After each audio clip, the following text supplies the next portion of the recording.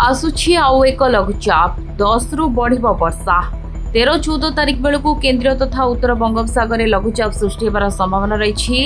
यार प्रभाव दक्षिण ओडिशा रे पड़िबो। मालकानगिरी कोरापुट रे सबुठु अधिक वर्षा आशंका थिबा बेले मयूरभंज केन्दुझर रायगढ़ गजपति नवरंगपुर जिले में प्रबल वर्षा होई पारे। ओडिशा उपरे मौसुमी ट्रफ सहित बंगोपसागर एक घूर्णिबलय रही। प्रभाव में राज्यर विभिन्न स्थान में वर्षा लगी रहिबो। 13 तारिख जाए राज्यर विभिन्न स्थान में वर्षा संभावना थिबा पूर्वानुमान करिछि आंचलिक पाणीपाग विज्ञान केन्द्र। आज भी बिजुली घड़घड़ी पर सारा ओडिशा को दिया जाइछि येलो वार्निंग। कालिठू बढ़िबो वर्षा। प्रबल वर्षा पर 8 जिला को येलो वार्निंग देछि पाणीपाग विभाग। से 11-12 तारिख प्रबल अति प्रबल वर्षा पर 2 जिला मालकानगिरी कोरापुट ऑरेंज वार्निंग दिया जाइछि।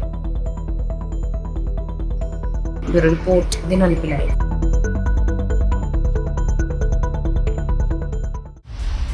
दिनलिपि लाइव को एबे ही लाइक शेयर सब्सक्राइब करंतु।